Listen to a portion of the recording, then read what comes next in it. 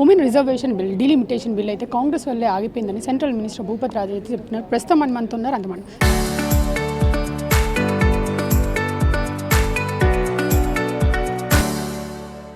So అసలు ఈ bill ఎందుకు ఆగిందని మీరు అనుకుంటున్నారు?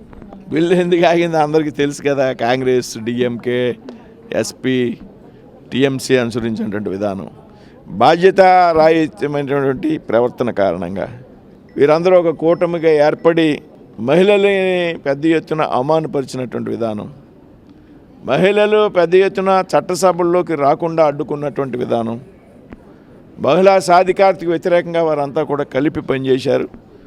అందువల్ల బిల్లును ఓడించారు అనేటువంటి విషయం స్పష్టంగా తెలుస్తాం. మీరు మహిళల భుజం మీద డీలిమిటేషన్ పెట్టి కావాలని చేశారని చెప్పి మీ మీద కాంగ్రెస్ పార్టీ ఆరోపిస్తుంది. దీన్ని ఏమంటారు? మహిళల భుజం మీద డీలిమిటేషన్ ఎట్లా పెడతారు? ఇప్పుడు మహిళలు 33%, 50% సీట్లు దేశం అంతా పెంచుతూ ఉన్నాం. జనాభా ప్రాతిపదికన కాదు. ఉత్తరప్రదేశ్లో 80 ఉంటే 40 పెరుగుతాయి, మనకి 25 ఉంటే 13 పెరుగుతాయి, ఇంకో చోట 28 ఉంటే 14 పెరుగుతాయి.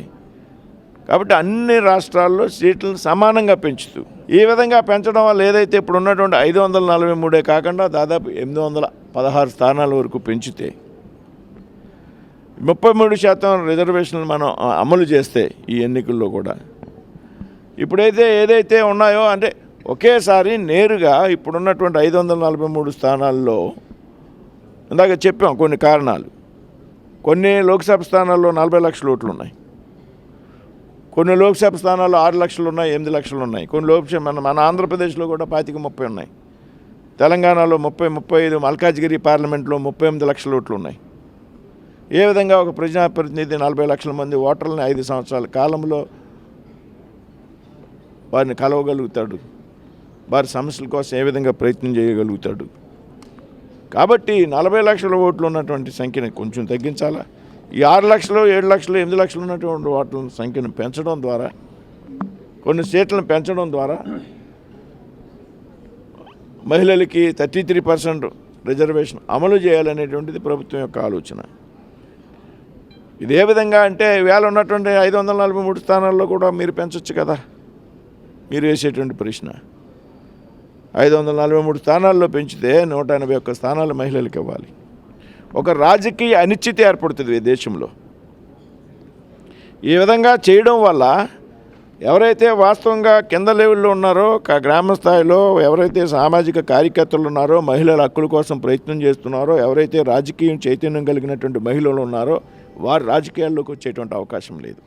కేవలం ఇప్పుడు ఉన్నటువంటి ఎంపీ గారి భార్యో, లేకపోతే ఎంపీ గారి కూతురో, లేకపోతే ఇంకొకరో వారిని నిలబెట్టి పురుషులు చక్రం తిప్పే విధంగా ఉంటుంది. కాబట్టి ఆ విధమైనటువంటి రాజకీయ అనిశ్చితికి అవకాశం ఇవ్వకుండా ఈవేళ సంఖ్యను యావరేజ్ చేయడం ద్వారా సీట్ల సంఖ్యను పెంచుతూ 33% రిజర్వేషన్ అమలు చేస్తూ బిల్లు తీసుకురావడం. కాంగ్రెస్ పార్టీ బిల్లును వ్యతిరేకిస్తున్నప్పుడు మీ ఎన్డీఏ కూటమి అందరూ తెలంగాణ సీఎం రేవంత్ రెడ్డి కాంగ్రెస్ పార్టీ అయినా ఆయనతో భోజనం చేస్తున్నారు, బ్రేక్ఫాస్ట్లు చేస్తున్నారని మీ మీద వైసీపీ వాళ్ళు ఆరోపిస్తారు. దీన్ని ఏమంటారు?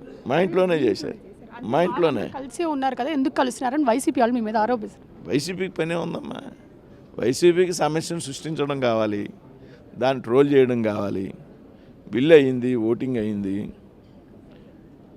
ఆంధ్రప్రదేశ్ నుంచి చాలామంది మహిళా శాసనసభ్యులు ఢిల్లీ వచ్చారు బిల్లు ఆమోదం పొందుతుందనేటువంటి ఆశతో. మేము అందరం ఒకళ్ళు లంచ్కి పిలిస్తే, ఒకళ్ళు బ్రేక్ఫాస్ట్ పిలిస్తే, ఒకళ్ళు డిన్నర్ పిలిచాం. ఈ రాష్ట్రం నుంచి మంత్రులుగా ఉన్నాం కాబట్టి మన రాష్ట్రం నుంచి మహిళా శాసనసభ్యులు వచ్చారు కాబట్టి మేము దానికి ముందే రేవంత్ రెడ్డి గారికి అపాయింట్మెంట్ ఇచ్చున్నాం. తెలంగాణకి 2500 ఎలక్ట్రికల్ బస్సులు మంజూరు చేసాం హైదరాబాద్కి. ఆ బస్సులు మేము ఇంకా మంజూరు చేసాం, డెలివరీ ఇవ్వలే. ముందే మాతో అపాయింట్మెంట్ ఉన్నది, నాతో కుమారస్వామి గారితో, మా క్యాబినెట్ మంత్రి గారు.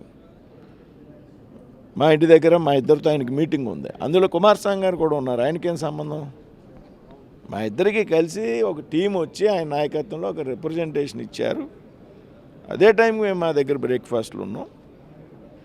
అయినా రాజకీయాల్లో ఒక రాష్ట్ర ముఖ్యమంత్రి ఒక కేంద్ర మంత్రిని కలవడం ఏ రకంగా తప్పుగా చూస్తాం మనం? ఇప్పుడు సాక్షియో లేకపోతే ఇంకోడో ఏదో అడిగితే మేము సమాధానం చెప్పుకోవాల్సిన పరిస్థితి మాకు ఉండదు. ఒక రాష్ట్ర ముఖ్యమంత్రిగా ఉన్నటువంటి వ్యక్తి ఒక కేంద్ర మంత్రిని కలిస్తే రాజకీయాలే, ఎవరి వైఖరి వారిదే, కలవాలా.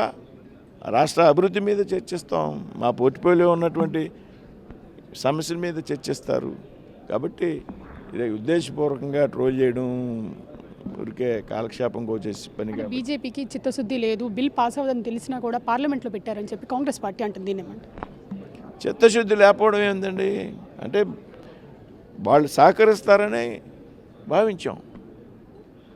కిరణ్ రిజిజు గారు పార్లమెంట్ సాక్షిగా చెప్పారు, అనేకసార్లు కాంగ్రెస్ పార్టీని చర్చలకు పిలిచారు, రాలే.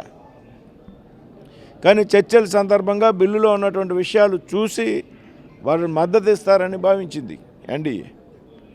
వారు కొన్ని సవరణలు చెప్పారు, మీరు చూసుంటారు. ఆ సవరణలు చెప్పినప్పుడు అమిత్ షా గారు చెప్పారు సభలో, నాకు 1 గంట సమయం ఉండి మీరు చెప్పినటువంటి సవరణల్ని నేను డ్రాఫ్ట్ తయారు చేయించి బిల్లులో పొందుపరుస్తాను అని చెప్పారు లోక్సభలో. ఆయన ఇంకో కారణం చెప్పారు. కాబట్టి ఓవరాల్గా చిత్తశుద్ధి లేదు కాంగ్రెస్ పార్టీకి, ఈ పార్టీలకు కానీ, మిగతా ఏదైతే వ్యతిరేకించినటువంటి సమాజ్వాదీ కానీ, టీఎంసీ కానీ, డిఎంకే కానీ. బీజేపీ నెక్స్ట్ ప్లాన్ ఏంటి? మళ్ళీ ఉమెన్ రిజర్వేషన్ బిల్ పార్లమెంట్లో పెట్టబోతున్నారు. దేశవ్యాప్తంగా ఇవాళ మహిళలంతా కూడా చాలా ఆతృతగా ఎదురు చూశారు ఈ బిల్లు కోసం. ఒక క్రికెట్ మ్యాచ్ వస్తే అంతా ఏ విధంగా ఆతృతగా ఉంటారో, దేశంలో మహిళలంతా కూడా 2 రోజుల పాటు టీవీలకు అతుక్కుని పార్లమెంట్లో ఏం జరుగుతుందని ఆతృతగా ఎదురు చూశారు. చివరికి తీవ్రమైనటువంటి నిరాశ మిగిలింది వాళ్ళకి. కాబట్టి రాబోయేటువంటి రోజుల్లో ఈ బిల్లుని మేము ఏ విధంగా ఆమోదింపజేయాలి, ఈ విధంగా ఎందుకు ఈ పార్టీలు ఈ రకమైనటువంటి వైఖరి అవలంబించాయి, ఇందాక చెప్పాను కదా, వారి కుటుంబాలకు చెందినటువంటి ఏదైతే పార్టీలు వ్యతిరేకించాయో వారి కుటుంబాల సభ్యులందరూ కూడా లోక్సభలో, రాజ్యసభలో సభ్యులుగా ఉన్నారు మహిళలు. మరి మిగతా మహిళల్ని చట్టసభల్లోకి రావడానికి ఎందుకు వ్యతిరేకించారనేటువంటి వైఖరిని ఇందాక చెప్పా. సోనియా గాంధీ గారు ఉంటారు, ప్రియాంక గాంధీ గారు ఉంటారు, డిఎంకే నుంచి స్టాలిన్ గారు సోదరి కనిమొళి గారు ఉంటారు, అఖిలేష్ యాదవ్ గారి భార్య డింపుల్ యాదవ్ గారు ఎస్పీ నుంచి లోక్సభలు ఉంటారు. మరి మీ కుటుంబాల్లో మహిళల్ని ఇంత పెద్దన చట్టసభల్లో ప్రాతినిధ్యం కల్పించేందుకు ఆరాటపడుతున్న మీరు